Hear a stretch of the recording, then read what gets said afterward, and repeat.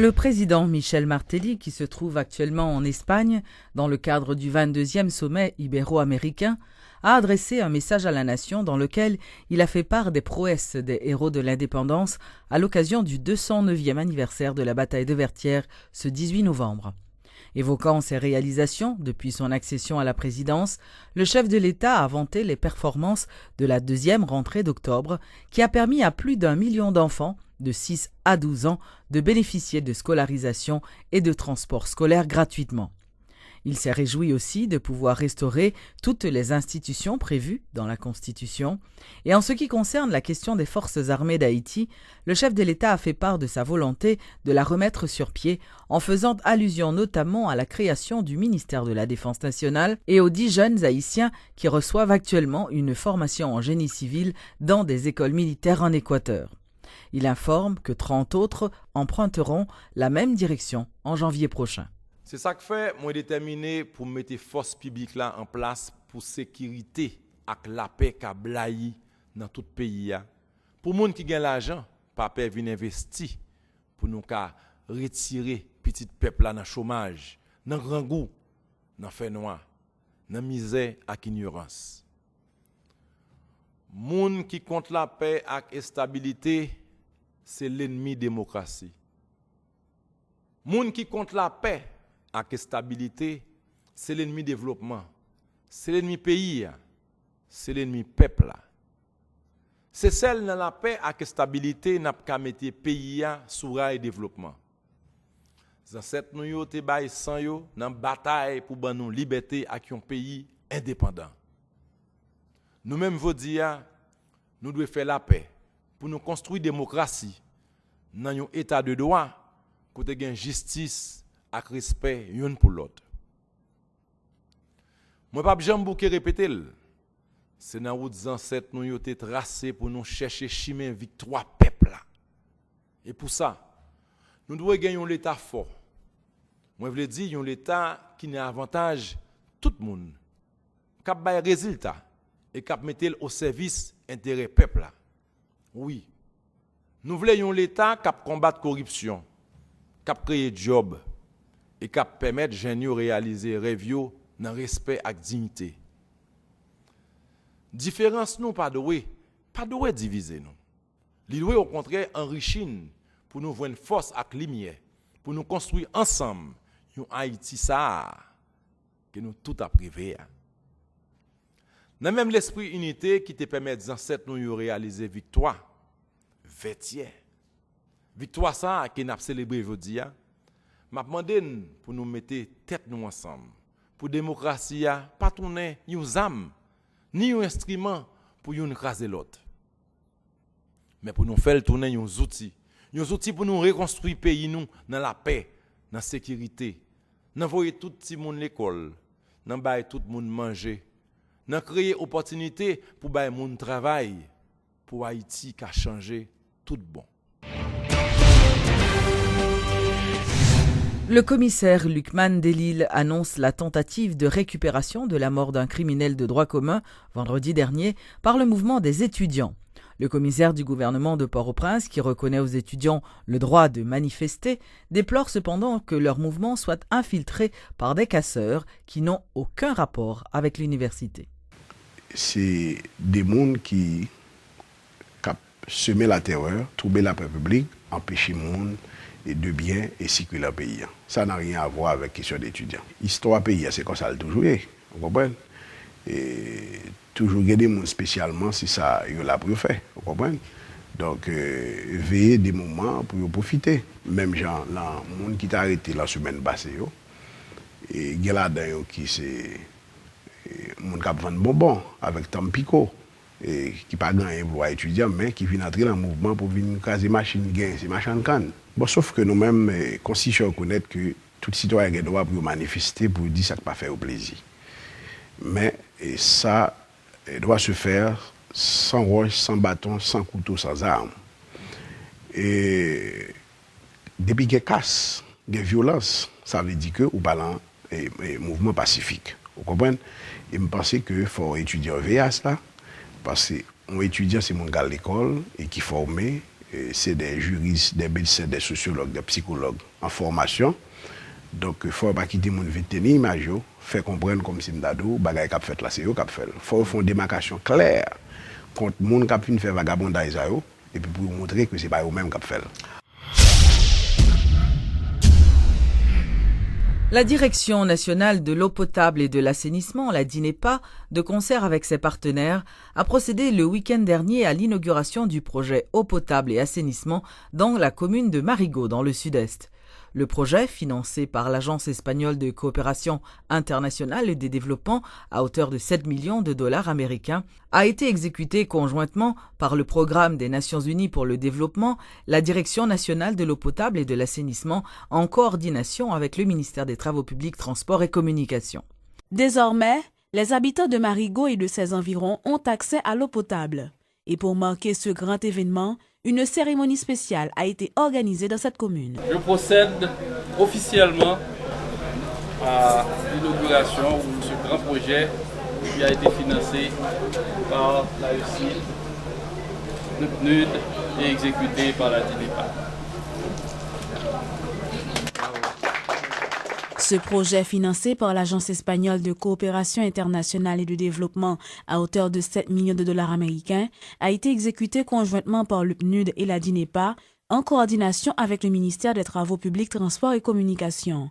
L'ambassadeur espagnol Manuel Hernández Huigomez se réjouit de la concrétisation de ce projet. Avec l'inauguration officielle de ces infrastructures en eau et assainissement, nous sommes en mesure de nous prouver à nous-mêmes que si nous travaillons efficacement, la collaboration entre l'Espagne et le peuple haïtien porte ses fruits.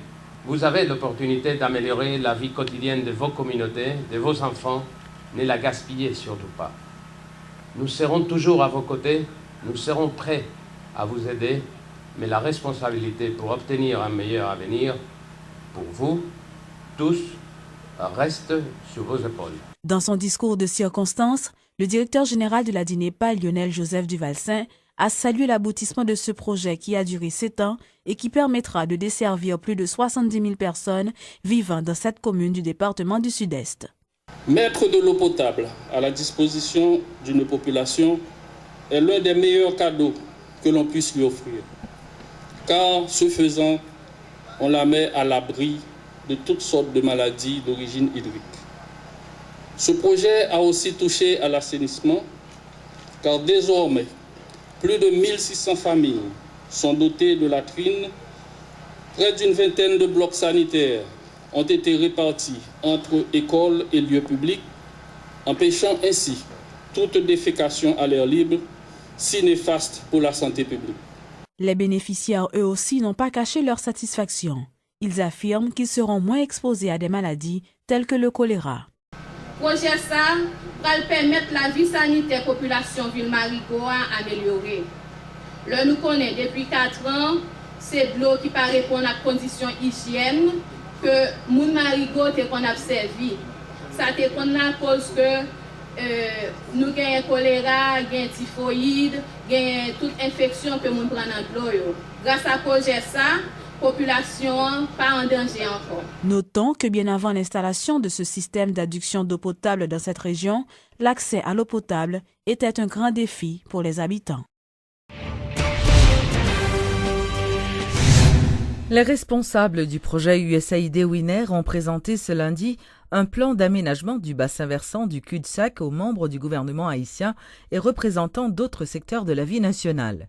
Un atelier de travail a été réalisé en ce sens en vue de finaliser ce document qui doit entrer en application d'ici le début de l'année prochaine. Son atelier qui visait à présenter tout, ça nous les plans de zonage, plaine du cul-de-sac là. Alors, le problème plaine du cul-de-sac là, c'est que sont plaines qui ont vocation agricole, côté il y a 20 000 carreaux terre qui a cultivé toujours, côté on a pas investi un bon argent, le gouvernement a pas investi un bon argent pour irrigation, pour route, pour construction. Mais il y a une urbanisation sauvage qu'a fait.